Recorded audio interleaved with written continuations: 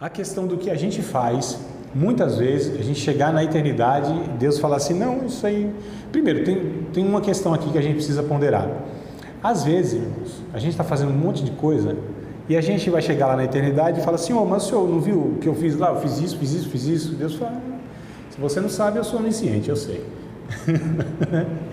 Eu vi tudo que você fez. Então, assim, eu não vou ser recompensado por isso? Não. Por qual motivo? Bom, primeiro você fez um bocado de coisa que eu nunca te designei para fazer. Então, o que tem de gente, irmão, na vocação errada, fazendo coisa que Deus nunca o ordenou para fazer, não é brincadeira. Nós temos a tendência sempre de escolher fazer coisas que são destacadas, né?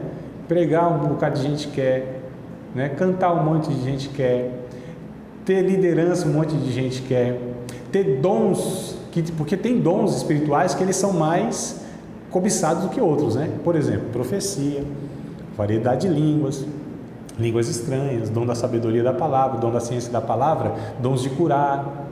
Esses parecem são mais cobiçados, né? Agora tem outros que eu não vejo gente orando, desejando, dons de socorro, de misericórdia, de governo, de presidir, de servir, de dar. Esses são dons. Está lá, tudo junto, é uma coisa só, doada pelo único doador que é o Espírito Santo. Todos eles são para a edificação da igreja, todos eles são espirituais. Por que a gente escolhe mais esses que dão um destaque, dá uma falsa sensação de espiritualidade, de gente aprovada por Deus? Percebe, irmão? Como a gente muitas vezes assim está meio doido? É do ego, né? É. A gente tem essa necessidade, né?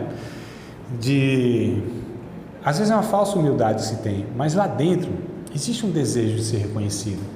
Um desejo de ser reconhecido como uma pessoa que é aprovada por Deus, que é usada por Deus. E nós que somos da turma pentecostal, a gente muitas vezes é ensinado que a aprovação de Deus é justamente a manifestação dos dons espirituais na nossa vida. Esse é o grande engano que a gente tem, né? Jesus disse, não são essas coisas não que vão determinar a vida de vocês. Vocês podem profetizar no meu nome, curar gente no meu nome, expulsar demônios no meu nome. E ainda assim, lá no final das contas, no final da história, vocês podem não ser reconhecidos por mim como filhos. Não vos conheço, malditos, para o fogo eterno, aquela conversa toda. Olha só, irmãos. Então, Jesus pega talvez os dons mais carismáticos que nós temos, né? Expulsar demônios, línguas estranhas, profecia, cura e tal, justamente para falar, cuidado com o engano, né? Cuidado com a ilusão de que essas coisas, elas são a aprovação de Deus. Então, uma igreja que não é madura, um cristão que não é maduro, muitas vezes vai cair no engano dessas questões. Jesus disse, inclusive, lá no Mateus, né? No Sermão do Monte, cuidado, o que uma mão faz, não deixa a outra saber. O que você faz, não sai aí falando e anunciando, né? Não faz uma coisa e tira selfie lá no Facebook. Oh, meu Deus do céu, se está dando um negócio lá, dá na surdina, dá na calada da noite, faz um negócio em oculto que o teu pai que vê você em secreto até te recompensa publicamente, mas se Deus é quem nos projeta publicamente, é uma coisa do que a gente se projetar publicamente, irmãos. A gente precisa ter muito cuidado com esse trem aí. Eu estou gostando dessa palavra trem, que eu vou usar em tudo agora também. 1 Coríntios capítulo 3, versículos de número 12 ao 15, né? 12 ao 15. Se alguém sobre este fundamento formar um edifício de ouro, prata, pedras preciosas, madeiro, feno e palha, olha só, a obra de cada um se manifestará na verdade. O dia o declarará, o dia lá do julgamento, né? Porque o dia do julgamento não é o julgamento final. O dia que nós vamos comparecer diante do tribunal de Cristo. O tribunal de Cristo não é para salvação nem para perdição.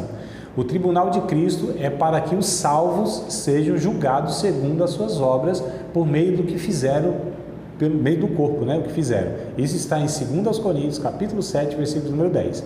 Vamos ler lá, só para a gente aqui entender o texto? Uma coisa completa a outra, né? E é assim, meu irmão, eu li um monte de coisa e não concluí nada ainda, mas a gente chega lá, eu acho. Eu tenho para mim.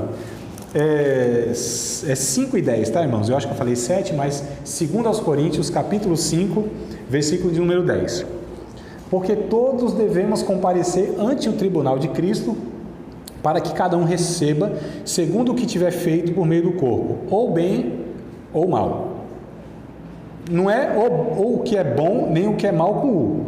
Tiver feito por meio do corpo, ou bem, fez bem feito, ou fez mal feito. Essa é a ideia, tá? Então, o tribunal de Cristo é para recompensar os salvos. E aí é possível, voltando para 1 Coríntios capítulo 3, né? Versículos de número 13 aqui, o dia o declarará, é esse dia que nós, os salvos, diante de Cristo, vamos ser recompensados. Então, vai lá, o dia o declarará, porque pelo fogo será descoberta, e o fogo provará qual seja a obra de cada um. Se a obra de alguém, ou a obra que alguém edificou nessa parte permanecer, esse receberá galardão. Se a obra de alguém se queimar, sofrerá detrimento, mas o tal será salvo, todavia como pelo fogo. Então olha que Paulo aborda aqui, ó. Vocês podem fazer um monte de coisa, e ele coloca 3 materiais, ou 6 materiais, né, em 2 categorias: ouro, prata e pedra preciosa, madeira, feno e palha. Né? São 3 materiais que falam a respeito da consistência, da motivação daquilo que a gente faz. Eu posso fazer coisas boas motivado por coisas erradas. Eu posso fazer coisas boas, né? Numa aparência de piedade. Eu posso fazer caridade, mas com o coração, com a motivação totalmente errada. É possível fazer isso.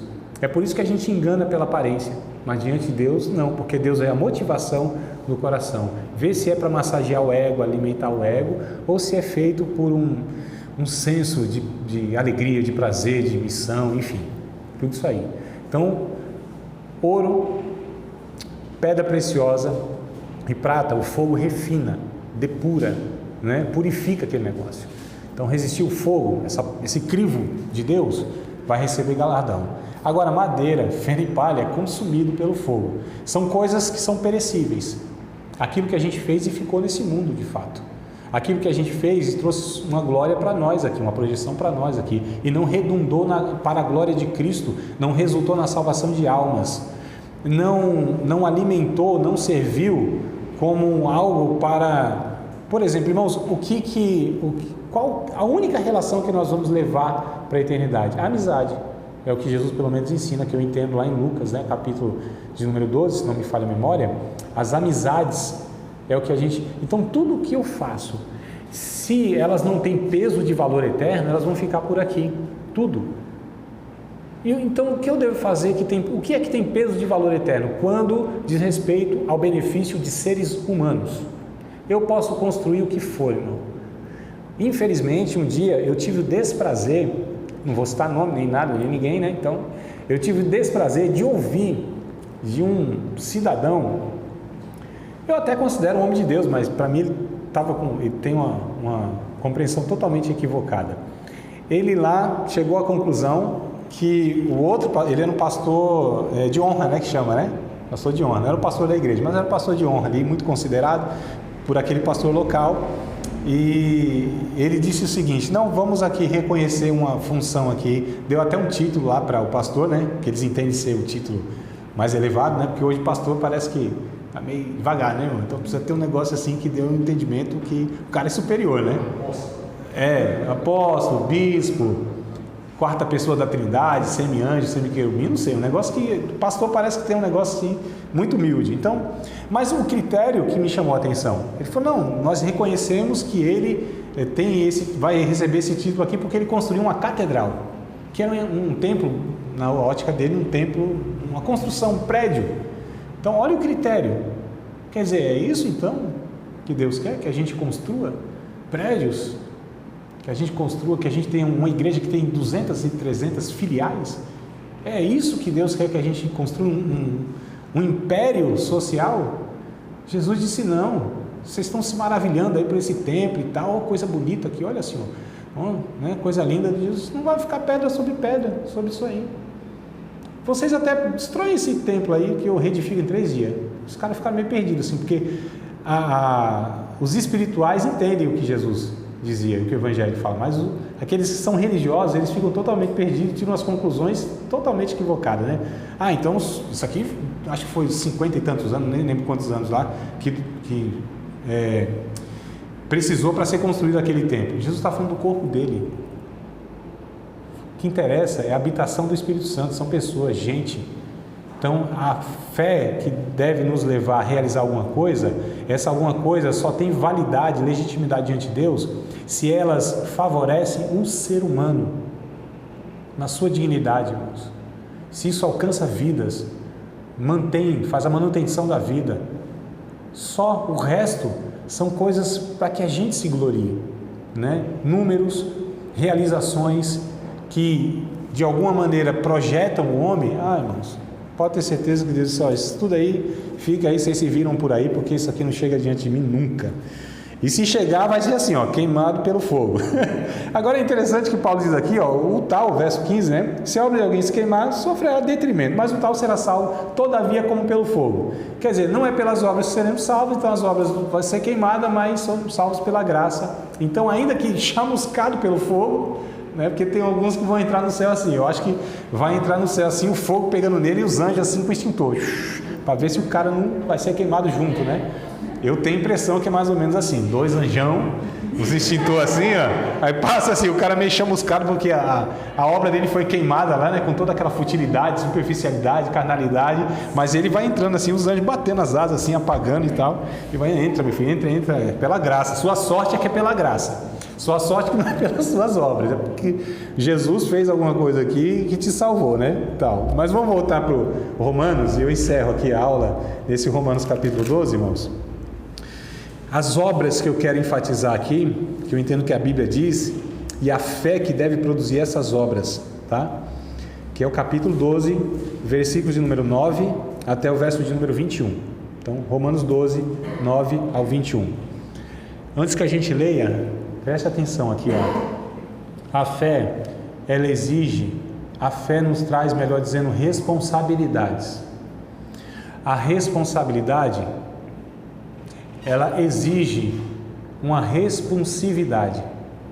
A responsividade é a resposta que nós temos que dar para aqueles que não conhecem a Cristo. Entenderam o raciocínio?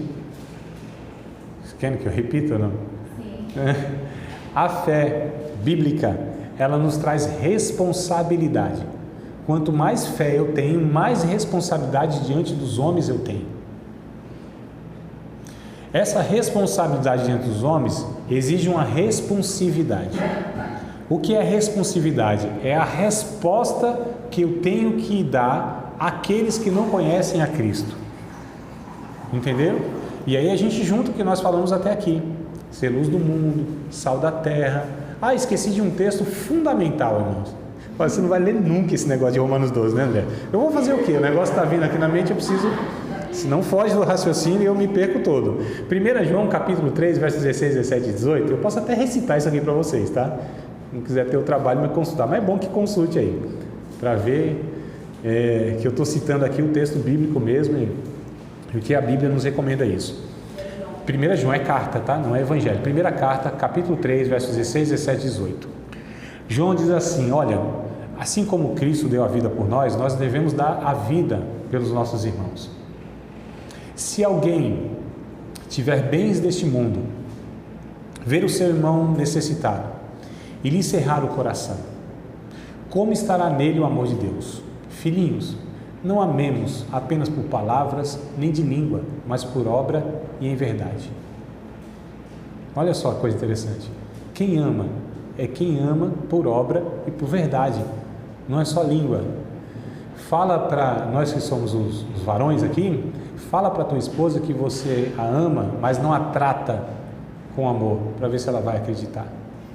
E as irmãs, fala que você ama o teu varão, santo varão, mas não o respeita, para ver se ele entende que é amor. Então amor não é língua, né? Inclui também declarações, sim, mas não é o principal, não é a essência do negócio.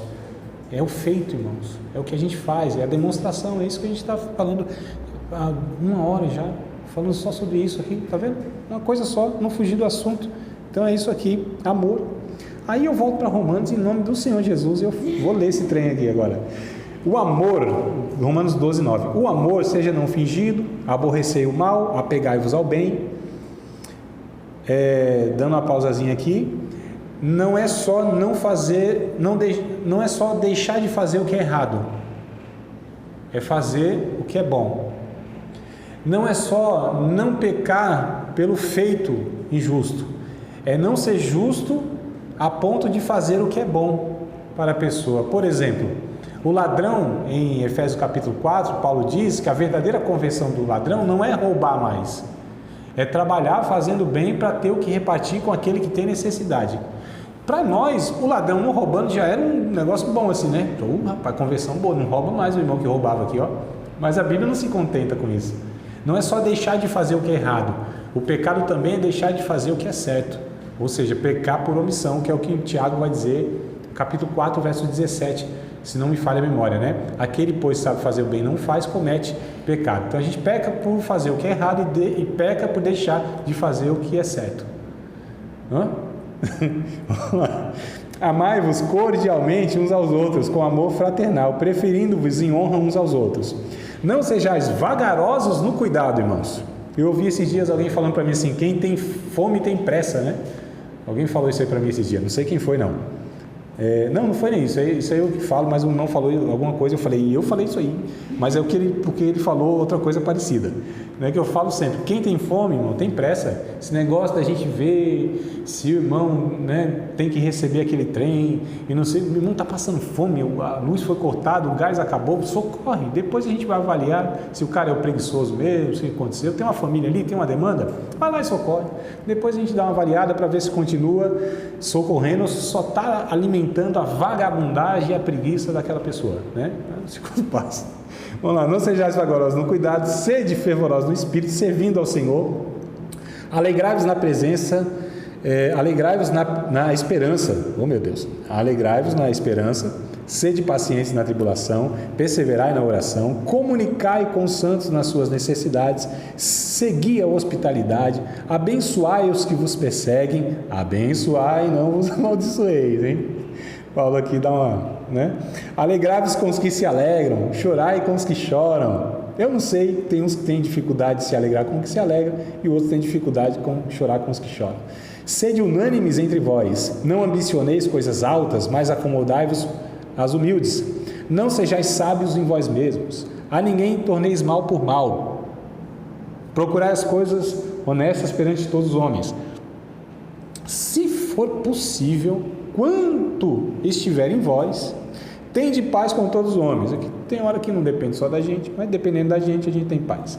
Não vos vingueis a vós mesmos, amados, mas dai lugar à ira, porque está escrito: minha vingança, eu recompensarei, diz o Senhor.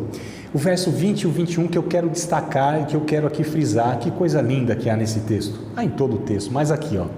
Portanto, se o teu inimigo tiver fome, dá-lhe de comer. Se tiver sede, dá-lhe de beber, porque fazendo isto, amontoarás brasas de fogo sobre a sua cabeça. Não te deixes vencer do mal, mas vence o mal com o bem. Paulo pega emprestado esse texto do verso 20, lá de Provérbios do Antigo Testamento. Que coisa interessante. Se o teu inimigo tiver fome, dá-lhe de comer. Se tiver sede, dá-lhe de beber, porque fazendo isso, amontoarás brasas sobre a sua cabeça. Olha a ideia aqui, ó. A pessoa pode nos perseguir, pode ser uma pessoa ingrata, pode ser uma pessoa que nos ofenda, enfim. Tendo uma demanda, eu preciso fazer o que a respeito dela? O bem. Pagar o mal com o bem. Fazendo isso, as brasas se amontoarão sobre a cabeça dessas pessoas a ponto dela ficar corada. Essa é a ideia, né, do texto poético lá do Provérbios, é que as brasas sobre a cabeça de alguém vai aquecer ela aqui, ó, e vai deixar ela corada, com vergonha. A gente constranger pelo amor, constranger pelas boas obras. Essa pessoa fica envergonhada. Nós estamos amontoando brasas sobre a cabeça das pessoas quando a gente faz as boas obras. Não? A gente envergonha, o amor constrange. Eu sempre dou esse exemplo que aconteceu comigo, né? Que eu fiquei envergonhado. No trânsito um dia, não sei se contei isso para vocês, no trânsito um dia, estava lá, era minha assim, a minha preferência, eu tinha preferência, né? A gente é o povo do direito, né, Barão? Então a gente reivindica o nosso direito, né? Tu sabe bem disso, né? As pessoas reivindicam o direito, né? É meu direito. Então a gente é o povo do direito. A Bíblia diz lá em Apocalipse capítulo 3 que a igreja do final dos tempos teria essa característica muito forte. né, que é a Laodiceia, né, Laodiceia. Então, povo do direito, né, da sua justiça própria e do direito. Então, é a igreja de Laodiceia, né, do direito próprio. Eu estava no meu direito. Estou no meu direito, não vou dar passagem aqui não, é meu direito. Então, estava lá. Quando eu fui, que o rapaz assim, bicou o carro, eu me preparei, me armei para ser ofendido. Eu disse, vai xingar minha mãe, né, e tal. Eu já estava armado lá. E aí, assim, encarei ele parou do meu lado e ele falou a seguinte frase: obrigado pela sua educação. Irmãos, eu fui descendo no banco assim, ó. Eu falei, graças a Deus que esse carro não tem um adesivo de propriedade exclusiva de Jesus. Seria uma vergonha, não é? Olha só. Então o amor constrange, é isso que eu quero dizer. O amor constrange. As boas obras constrangem, o testemunho constrange. A fé que nós precisamos não é a fé do discurso, é a fé das obras, é a fé do serviço. O que esse mundo precisa, irmãos, não é discurso do Evangelho, é a vida do Evangelho sendo reproduzida através das nossas vidas, dos nossos feitos.